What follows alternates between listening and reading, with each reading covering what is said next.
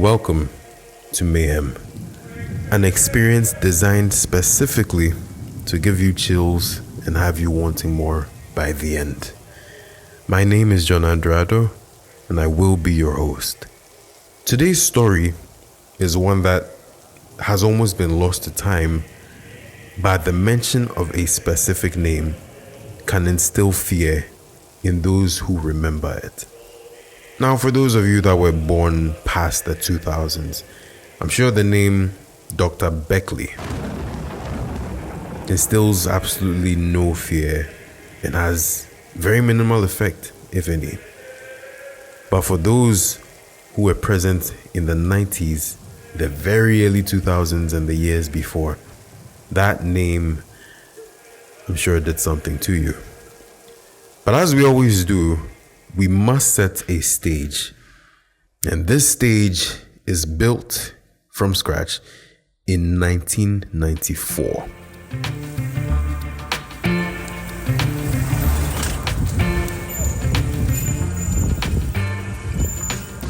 The town is New Fadama, right here in Accra. New Fadama was once a fairly quiet neighborhood which had seen its fair share of changes throughout the years, as did most neighborhoods at the time. From the small houses to the bustling streets of the main road, this community had developed and evolved into a place where families used to feel safe. And amongst its environs was a man who I want to believe was revered, respected, saluted, seen for the wonder that he was as a medical practitioner. His name was Dr. Sri Yogi Ram Beckley. It would be because of this man that things would take a very drastic, very shocking, and very haunting turn in the days to come. In February 1994, Dr. Beckley's house was raided for the first time, and authorities would make a very disturbing discovery. That of blood-stained skulls, very bizarre items which you could describe as cannibalistic, which would eventually hint to something far more sinister being in the works. Eventually, rumors would begin to spread like wildfire, as would be the norm for most communities in Ghana, that Dr. Ram Beckley was not an ordinary man. He was labeled an occultist, someone who would allegedly kidnap children and offer them as sacrifices to the gods which he worshipped and served. Later, Dr. Beckley would be processed and taken to court, where he would face charges of assault and kidnapping, particularly when it came to the case of a Class 3 pupil. The Attorney General's office at the time would step in and bring a halt to the proceedings by suggesting a discontinuation of the trial, seeing as there was not enough substance to these claims. He would be set free, his life would seemingly return to normal, but that would not be the end. 8 years later, in 2002, Dr. Beckley would resurface in Gbawe, and this time he'd be suspected for kidnapping a 13-year-old girl and her friend.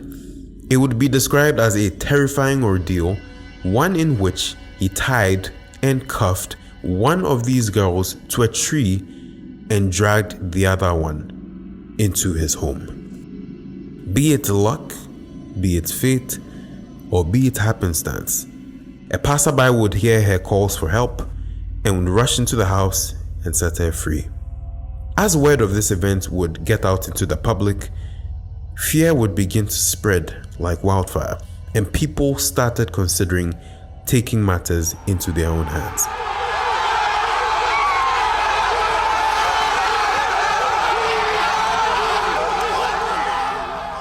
And not too long after this, an angry mob would attempt to torch Dr. Beckley's house, not once, but twice, succeeding on the second time.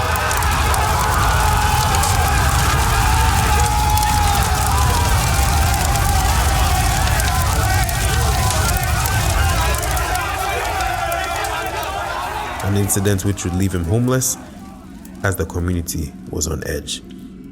He was said to have disappeared, never to be seen again, until 2005, where his daughter, Miss Olive Beckley, would once again make headlines, this time threatening court action against the government and the Ghana Immigration Service for denying her father a passport. The story would only get stranger from here, as till this day, his whereabouts remain a mystery.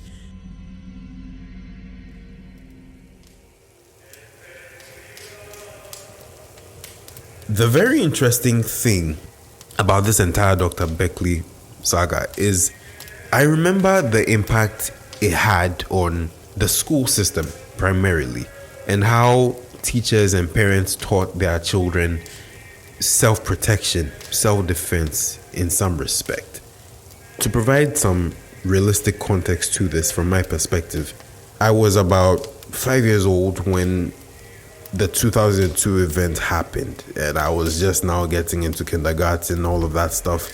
And I remember my teachers at the time, they started teaching us very interesting things, when a stranger tries to lure you with gifts and sweets, don't enter his car. If you see gifts or sweets on the ground, don't pick them up. If you see robbers on the ground, do not pick them up.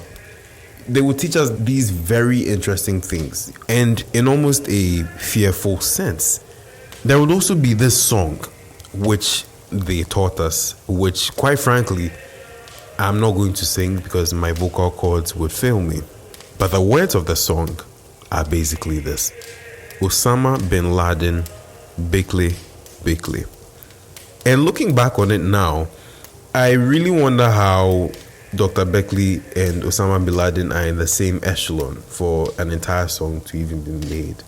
Growing up as well, the events of this would gradually fade and no one would seem to know where he was. There have been a vast number of rumors concerning where he's been.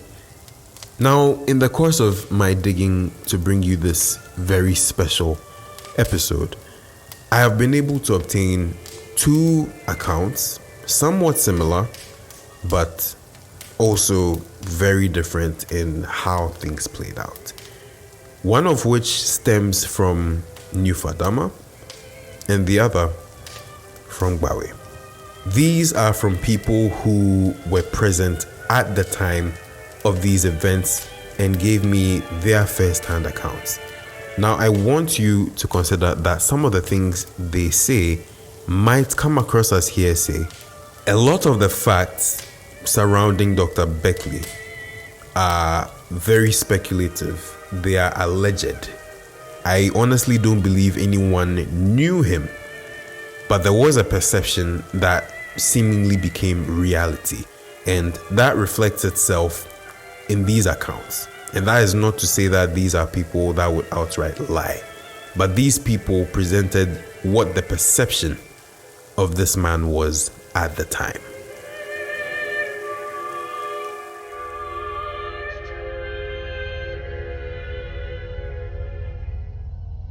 Now, the first account is from a woman who lived in Fadama at the time of Dr. Beckley's first raid and arrest in 1994.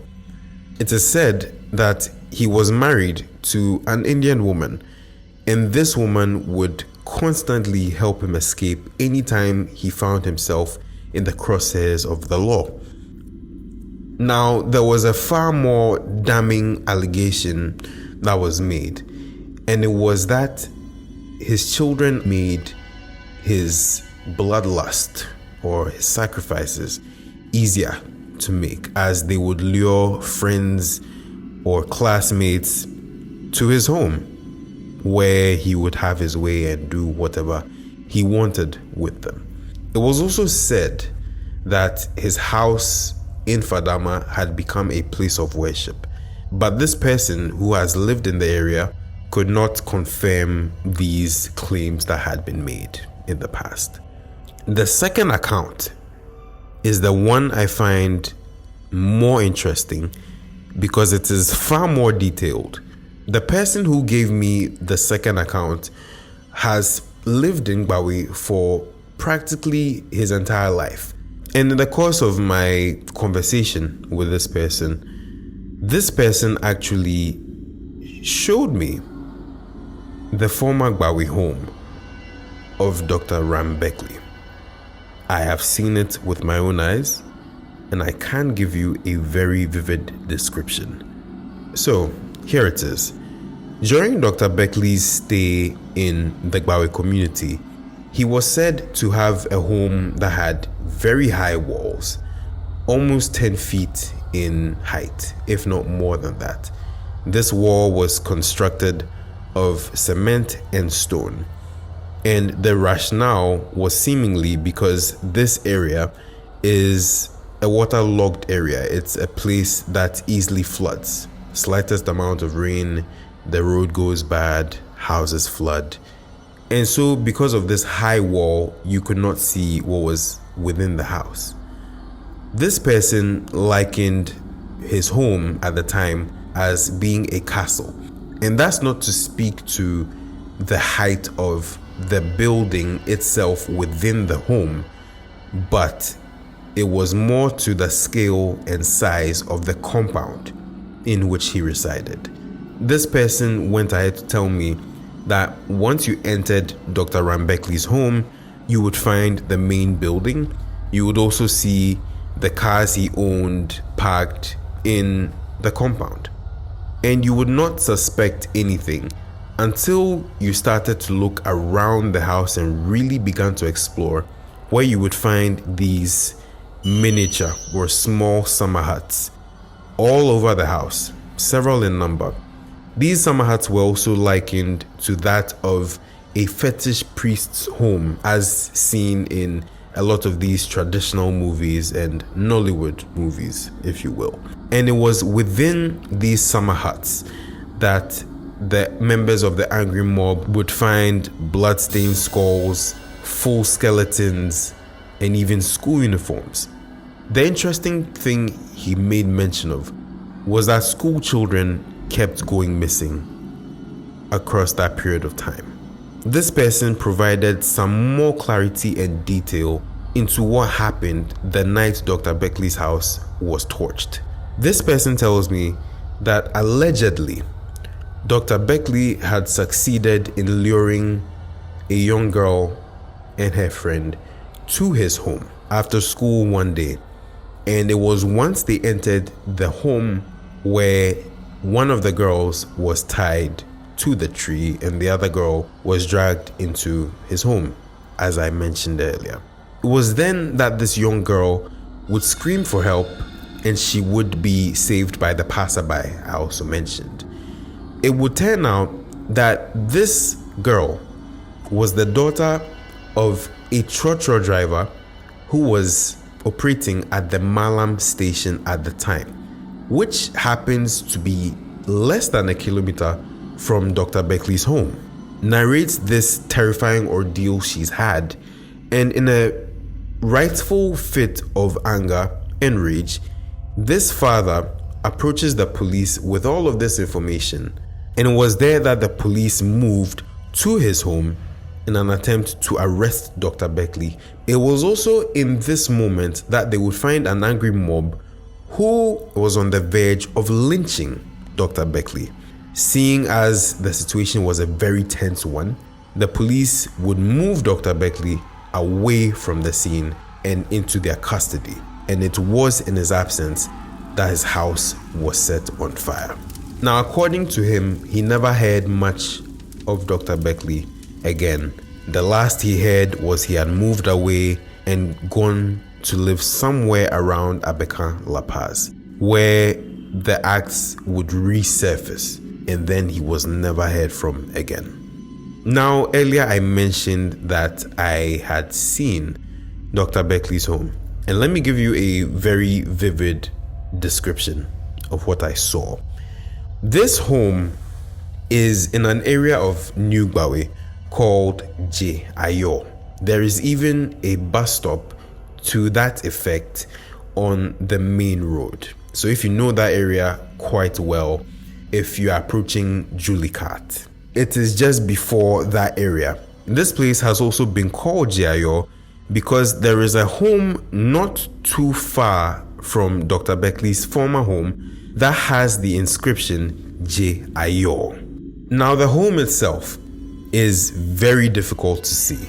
You can only see it from a certain angle, really, as weeds and trees, plantain trees, I should say, have grown into this very dense bush that has covered most of the house. I should note that there is somewhat of a wooden barrier that covers part of this bush that has overgrown and covered this home. I have also seen this rather very high wall. If I'm not mistaken, it's at least 12 feet. It's a pretty high wall. I could be wrong because I saw it from a distance and it seemed very high. The place also does seem to hold a bit of mystique, probably due to the nature of events that occurred on that specific piece of land, because every other place surrounding it seems to be developed except for this spot. And it's been 21 years since that incident. Ever since these events unfolded, Dr. Beckley's whereabouts have been a mystery. No one seems to know, but most people seem to have a theory of some kind. I have read from one newspaper article from back then that Dr. Beckley was said to be journeying from the Volta region to Accra for his court proceedings and appearances. There is one more sighting, which I find to be the most disturbing of the bunch. And it is one that was reported in 2003 in the community of Adreso in Koforidua in the Eastern region. The story goes that there was a group of women and they were returning from a funeral in a nearby community to Adreso. And it just so happened that at midnight, they spotted Dr. Beckley carrying what looked to be a miniature coffin through the streets of Adreso. It would be this alleged sighting of him that would spark rumors in the community for about 2 weeks, where these women would plead with their community members and their neighbors to believe them that they had actually seen the man walking the streets of Adreso with a miniature coffin. It doesn't get much scarier than that. The last we heard of him in this regard would be from Olive Beckley in 2005 when she raised the concerns surrounding her father's denial of a passport. It's almost like playing a real life version of Where's Waldo? You know, the guy with the red and white striped sweater with the glasses who you have to find in books. But we do hope and pray that there is never another type like this, because the mention of his name was truly terrifying for so many children, myself included. I remember seeing one picture of Dr. Beckley, and it's not the one that you'd find on the internet now with him being bald. It's not that one. The one picture I remember of him is him with the beard, but him also having very overgrown hair, almost like an afro. This is one of the very few mental images I have of him at the time. I think I saw it in the PMP newspaper at the time. Aside probably the Atayi photograph I saw in the Daily Graphic in 2005, this is the other photo I remember so vividly that just, it's paralyzing to think about. And it is on that note that we'll end this episode on the man that we've come to know as Dr. Sri Yogi Ram Beckley. I want to thank every single one of you for listening. Make sure to follow Mayhem wherever you get your podcasts: Apple Podcasts, Spotify, Google Podcasts.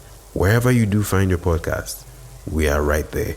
My producer is Jaffa Makafui. And as always, stay safe, keep your doors locked, and never stop inquiring into the truths of this world. My name is John-Andrew Addo. I serve as your host, and this is Mayhem.